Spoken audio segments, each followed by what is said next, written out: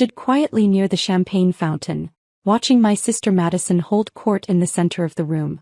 She was radiant in her custom luxe couture gown, a stunning piece from our latest collection that retailed for $15,000.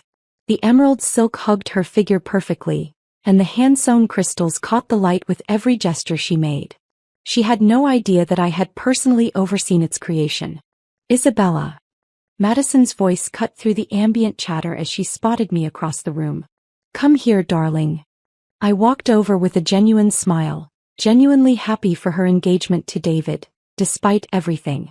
David seemed like a good man, successful in his own right as a corporate lawyer, kind to waitstaff and clearly devoted to my sister. "Everyone, this is my little sister Isabella," Madison announced to the circle of her friends and David's colleagues. She's still figuring things out." The phrase stung, but I maintained my composure. At 29, I was hardly figuring things out, but I had learned long ago that correcting Madison publicly only led to bigger scenes. "What a lovely dress, Isabella," commented Mrs. Whitmore, one of Mother's bridge partners. "Where did you find it?" Before I could answer, Madison let out a small laugh. "Oh, that's probably from one of those discount stores downtown." Isabella has always been practical with her shopping. The dress was actually a prototype from next season's collection. A $3,200 piece that wouldn't hit stores for another 6 months. But I simply smiled and said, "It works for me." "You know," Madison continued, warming to her favorite topic, "I keep telling Isabella she should invest in her appearance more. I mean, you can't afford designer clothes like mine on whatever it is you do for work, but there are nice options at reasonable prices." The circle of guests nodded politely, some looking embarrassed by Madison's comments. David shifted uncomfortably beside her. "Madison," he said gently, "maybe we should." No, it's fine," Madison waved him off. "Isabella knows I only want what's best for her. She just needs to be more ambitious, more focused on success." Mother appeared at my elbow, her Chanel perfume announcing her presence before her words did. "Madison, dear, why don't you show everyone your ring again? It's absolutely stunning." As Madison launched into the story of David's proposal for the third time that evening, I excused myself and stepped out onto the terrace. The October air was crisp, and the city lights twinkled below like earthbound stars. My phone buzzed with a text from my assistant, Sarah. "The Milan show was incredible. Orders are through the roof. Vogue wants to do a feature story. Congratulations, boss." I smiled and typed back, "Thank you. Handle the Vogue interview scheduling. I'll be back in the office Monday." "Isabella." David's voice came from behind me. "Mind if I join you?" "Of course not." I slipped my phone back into my purse. "Congratulations, by the way. Madison seems very happy." "Thank you." He leaned against the stone railing beside me. "Listen, I want to apologize for how she talks to you sometimes. She doesn't mean to be hurtful." I appreciated his kindness, but we both knew that wasn't entirely true. Madison has always been protective of her position in the family. "It's okay. Still, it's not right." David paused, studying my face in the moonlight. "Can I ask you something? What do you do for work?" Madison always changes the subject when I ask. The question hung in the air between us. For 3 years, I had maintained the fiction that I worked for a small consulting firm downtown. It was easier than explaining the truth, especially to a family that had written me off as the disappointing younger daughter who couldn't live up to Madison's achievements. "I work in fashion," I said simply. "Really? Madison never mentioned that. Are you a designer?" Before I could answer, Madison's laughter echoed from inside, followed by her voice carrying clearly through the open doors. "And poor Isabella still thinks she can make it in fashion. Can you imagine? As if the industry isn't competitive enough without people who don't understand luxury trying to break in." David's face flushed red. "Isabella, I'm so sorry." "It's fine," I said, though my heart was racing. "I should probably head home anyway. Early day tomorrow." But as I moved toward the door, Madison's voice rose again. "You know what the problem is? Isabella has no concept of what real quality looks like. She thinks fashion is about being creative and artistic, but it's really about understanding luxury, understanding what wealthy women want. You can't afford designer clothes like mine on whatever budget she has, so how could she possibly understand the market?" The words hit like physical blows. I stopped walking and took a deep breath. Behind me, I could hear David saying something sharp to Madison, but her response was even worse. David, honey, I'm just being realistic. Someone needs to tell her the truth. She's 29 years old. It's time to give up these fantasy careers and get serious about life. That's when I reached for my phone. I scrolled to a number I hadn't called in months. Marcus Chin, head of security for all Luxe Couture locations worldwide. My finger hovered over the call button for just a moment. Once I made this call, there would be no going back. The carefully constructed wall between my professional and personal life would crumble. I pressed call. Marcus? It's Isabella Santos. Yes, I know it's Saturday evening. I need you to revoke someone's lifetime VIP status immediately. Madison Torres. Yes, all locations worldwide. Effective immediately. Thank you. I hung up and walked back inside, my heels clicking decisively on the marble floor. The party was still in full swing, but I could feel the energy shifting as I approached Madison's circle. There you are. Madison exclaimed. We were just talking about career paths. Mrs. Henderson was telling us about her daughter's promotion at the bank. Very impressive, very stable. That's wonderful, I said sincerely to Mrs. Henderson. Then I turned to Madison. Madison, can I talk to you for a moment? Of course. What's on your mind? I pulled out my phone again, this time opening the Luxe Couture app. I wanted to show you something. Madison leaned in curiously along with several of her friends. On my screen was the VIP member portal, our exclusive section of the app that only the most valued clients could access. Oh, how fun. Madison clapped her hands together. Are you showing me the Luxe Couture app? I have VIP access, you know. Let me show you. She pulled out her own phone and tried to log into her account. Her brow furrowed as she tried again. That's strange, she muttered. It's not working. Madison, I said gently, there's something I need to tell you. But she was still focused on her phone, growing more frustrated by the second. This is ridiculous. I spend over $200,000 a year with Luxe Couture. David, is your internet working? Madison, I said again, my voice carrying clearly across the suddenly quiet circle. You can't access your account because I just had it revoked. She looked up at me, confusion clear on her face. What do you mean? You can't just, how would you even? I took a breath and made the choice that would change everything. Because I own Luxe Couture. The silence that followed was deafening. Madison's phone slipped from her hand and clattered to the floor. David's mouth fell open. Mrs. Whitmore's champagne glass paused halfway to her lips. That's not possible, Madison whispered. I opened a different app on my phone. The executive dashboard that showed real-time sales figures, inventory levels and store performance across all 127 Luxe Couture locations worldwide. The numbers were impressive. $2.3 billion in annual revenue, with a 23% increase over the previous year. Actually, it is possible, I said calmly. I founded Luxe Couture 6 years ago. We're now the fastest-growing luxury fashion house in North America. Madison stared at the screen, her face cycling through disbelief, confusion, and something that might have been recognition. But you work for a consulting firm. You told us. I told you I work in fashion.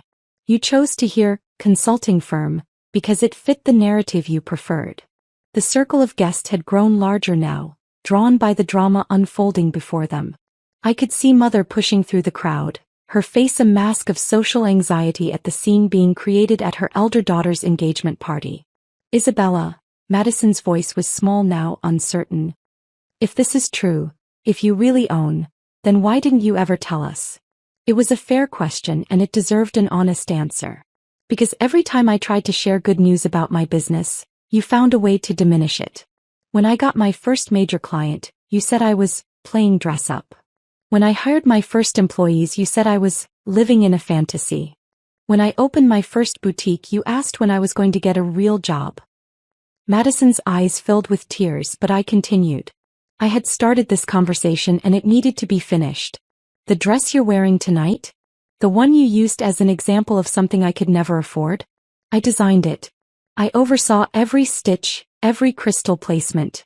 It's from our exclusive collection and there are only 12 like it in the world. Madison looked down at her gown as if seeing it for the first time. You've designed this? I designed most of your wardrobe, Madison. For the past 3 years, I've been quietly ensuring that you had access to pieces before they hit the market. Your VIP status wasn't because you spend $200,000 a year. It was because you're my sister and I wanted you to feel special. The tears were flowing freely down Madison's face now, and I felt my own heart breaking despite everything. But why didn't you tell me? She whispered. Because I knew this would happen, I said softly. I knew that once you found out I was successful, more successful than you expected me to be, everything would change between us. And I wasn't ready for that. Mother finally reached us, her face pale with shock. Isabella, is this really true?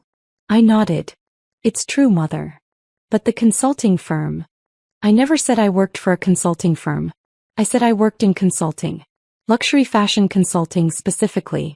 Which evolved into design, which evolved into my own company. David stepped forward, his lawyer's mind clearly processing the implications. When you say you own Luxe Couture, do you mean? I founded it, I built it, and I own 78% of the company. The other 22% is held by my design team and key investors. The number seemed to hit Madison like a physical blow. She sat down heavily in the nearest chair, her expensive gown pooling around her like spilled emeralds. 78%, she repeated numbly. Of Luxe Couture. Yes. The company that's in vogue every month. That dresses celebrities. That has boutiques in Paris and Milan and Tokyo. Yes. The company worth. She trailed off, unable to finish the sentence. I decided to help her. $2.3 billion as of our last valuation. Though the investment banks think we could be worth twice that after our IPO next year. The words hung in the air like smoke from an expensive cigarette. Madison stared at me as if I had transformed into someone she had never seen before. Which, in a way, was exactly what had happened. You're a billionaire, David said quietly. It wasn't a question. On paper, yes. Though most of my wealth is tied up in the company. How much? Madison asked, her voice barely audible. Is most? I hesitated. This was the moment of no return. Once I said the number out loud, there would be no pretending anymore, no hiding behind modest clothes and understated accessories. About $1.8 billion. The silence that followed was broken only by the distant sound of the party continuing in other parts of the club. In our little circle, time seemed to have stopped. Mrs. Whitmore was the first to speak. My goodness, Isabella. I had no idea. My daughter actually has several pieces from your spring collection. She absolutely loves them. The comment seemed to break the spell and suddenly everyone was talking at once. Mrs. Henderson was mentioning her connection to fashion magazines. David's colleagues were asking about investment opportunities. Even some of Madison's friends were crowding closer, their earlier dismissive attitudes replaced by obvious fascination. But Madison herself remained silent, staring at her hands folded in her lap. I knelt down beside her chair, putting my hand gently on her arm. Madison, are you okay? She looked up at me with eyes full of tears and something else. Something that looked like grief. I've been so horrible to you, she whispered. No, you haven't. Yes, I have. She gripped my hand tightly. All these years I've been treating you like you were failing at life. Like you needed my guidance and my protection and my pity. Madison. And the whole time you were building something incredible. Something bigger than anything I've ever accomplished. And instead of celebrating that, instead of being proud of you, I was... She couldn't finish the sentence, but she didn't need to. We both knew what she had been doing. I was jealous, she finally said. I was jealous of your creativity, your independence, your willingness to take risks. So I convinced myself that you were the one who was lost, who needed help, who wasn't living up to her potential. The honesty in her voice caught me off guard. I had expected anger, denial, maybe even accusations that I had deliberately deceived her. I hadn't expected this raw vulnerability. Madison, you have so much to be proud of. You're a successful attorney, you're engaged to an amazing man, I'm a corporate lawyer who pushes papers around, she interrupted. You're changing the fashion industry. You're creating beauty and art and building an empire. And instead of being your biggest supporter, I've been your biggest critic. The party continued around us, but it felt like we were in our own bubble. David had quietly moved the crowd away, giving us space to talk. What happens now? Madison asked. It was a good question. What did happen now? How do you rebuild a relationship that has been built on fundamentally false premises? I don't know, I admitted. I've been dreading this conversation for years. Are you going to cut me off? Like you did with the VIP status. The vulnerability in her voice broke my heart. Madison, I revoked your VIP status to make a point, not to punish you permanently. You're my sister. I love you. Even after everything I've said, everything I've done. Especially after everything you've said and done. Because now we can finally be honest with each other. Madison wiped her eyes, smearing her carefully applied makeup. I don't even know how to start being honest. I've been lying to myself about so many things. Start small, I suggested. Tell me one true thing. She thought for a moment, then looked directly into my eyes. I'm proud of you. I'm terrified by how successful you are because it makes me question everything about my own life. But I'm proud of you. It was exactly what I needed to hear. Thank you, I said. That means everything to me. Can I ask you about the business? I mean, really ask, not just pretend to be interested while waiting to give you advice. I smiled. I would love that. We spent the next hour talking, really talking, for the first time in years. I told her about the late nights spent sketching designs, the challenge of finding manufacturers who could meet my quality standards, the thrill of seeing a celebrity wear one of my pieces on the red carpet. She told me about her own fears, her own insecurities, her own dreams that she had pushed aside in favor of safe, practical choices. As the party began to wind down, David approached us cautiously. I hate to interrupt, but the staff is starting to clean up. Madison stood and smoothed her gown. My gown.